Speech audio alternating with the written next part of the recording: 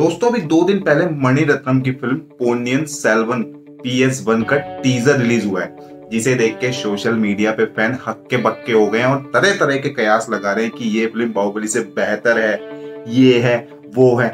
लेकिन क्या आपको पता है इन दोनों मूवीज में एक कनेक्शन है बहुत बड़ा? नहीं पता? अरे मैं बताऊंगा ना।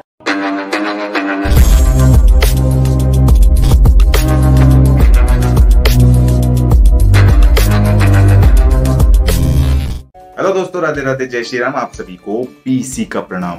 प्रभास और राणा दग्गुपति की फिल्म बाहुबली ने जो भारतीय दर्शकों पर जादू किया था उसे 7 साल पूरे हो चुके हैं। दोस्तों भारतीय सिनेमा से निकली सबसे बेहतरीन फिल्मों में से एक बाहुबली 10 जुलाई 2015 को रिलीज हुई थी। 650 करोड़ से ज्यादा का वर्ल्ड वाइड कलेक्शन करने वाली इस फिल्म को थिएटर में देखने वाले ही जानते हैं कि उन्होंने कैसा जादू देखा था। 7 साल बाद भी बाहुबली का जादू ऐसा है कि अगर लोगों को टीवी पर यह फिल्म चलती दिख जाए तो रिमोट साइड रख दिया जाता है। इसके अगले पार्ट बाहुबली 2 ने तो बॉक्स ऑफिस पर तहलका ही मचा दिया था। इस फिल्म ने 1700 करोड़ से ज्यादा का वर्ल्ड वाइड कलेक्शन किया था। राजामौली सर की बाहुबली एक ऐसा प्रोजेक्ट थी, एक ऐसा फिक्शन थी जो कहीं ना कहीं हमें दंत कथाओं और महाभारत की याद दिलाता। ऐसी ही महागाथा पर एक फिल्म और बन रही है। जी हाँ, पोन्नियन सेल्वन। मूवी 2 पार्ट में बनेगी और फर्स्ट पार्ट को कहा जा रहा है PS1। दोस्तों पोन्नियन सेल्वन के पार्ट 1 का टीजर आ चुका है और चोल साम्राज्य की गाथा पर बनी इस मूवी के विजुअल इतने फाड़ू है ना कि लोग इसे बाहुबली से बेटर बता रहे हैं। मगर क्या आपको पता है इन दोनों मूवीज के बीच में कनेक्शन क्या है?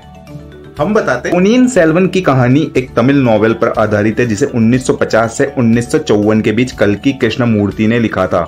कल्कि ने इसे अपने ही मैगजीन में साप्ताहिक यानी वीकली तरीके से लिखा था। 1955 में इसे एक 2200 पन्नों की किताब की शक्ल में ढालकर रिलीज किया गया। नॉवेल की कहानी हिस्ट्री फिक्शन थी और चोल साम्राज्य के राजा अरुलमोजी वर्मन के शुरुआती दिनों पर आधारित थी। क्या भाई लोग है ना इंटरेस्टिंग। अरे और सुनो, अभी तो कनेक्शन सुनो बाबा। अरुलमोजी को चोल वंश के महानतम शासकों में गिना जाता है और उन्हें ही आगे चलकर राजा राज की उपाधि मिली। ऐसा कहा जाता है कि 5 साल की उम्र में अरुलमोजी कावेरी नदी में डूबने लगे थे, लेकिन नदी ने उन्हें खुद बचाया।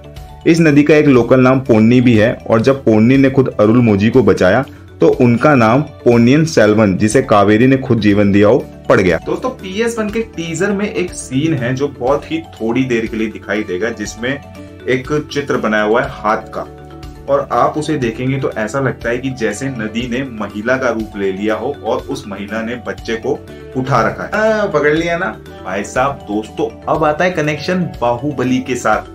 आगे सुनो। राजामौली की फिल्म बाहुबली शुरू होने के कुछ ही देर बाद एक सीन आता है जिसमें माहिष्मति की राजमाता शिवगामी देवी एक बच्चे को गोद में लिए गुफा से निकलती है। उनके पीछे 2 सैनिक भी भागते आ रहे हैं जिन्हें वो मार देती है। शिवगामी देवी एक उफान भरी नदी को पार करने की कोशिश करती है मगर फिसल कर डूबने लगती है। ध्यान है वो सीन? आ रहा है ना? याद आ रहा है ना? डूबते हुए भी शिवगामी देवी बच्चे को एक हाथ से पानी की धारा से ऊपर उठाए रखती है। फिल्म में आगे आपको पता चलता है कि ये बच्चा महेंद्र बाहुबली है, महान अमरेंद्र बाहुबली का बेटा।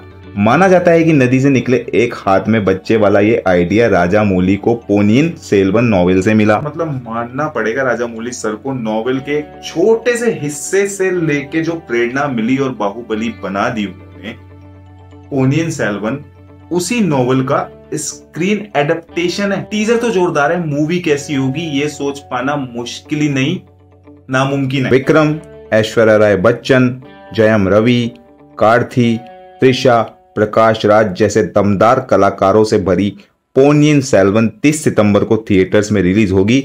इसे तमिल के साथ साथ हिंदी, तेलुगु, मलयालम और कन्नड़ में भी रिलीज किया जाएगा। तो दोस्तों बिना वक्त गवाए फटाफट से कमेंट करके बता दो कि आपको मेरे रिव्यूज कैसे लगे और आपको पोन्नियन सेल्वन पार्ट 1 PS1 का टीजर कैसा लगा। और PC के रिव्यूज पे फिलहाल इतना ही। बहुत जल्दी मिलूंगा आपको किसी मूवी, वेब सीरीज या ट्रेलर रिव्यू के साथ। तब तक के लिए टाटा, बाय बाय, जय श्री राम।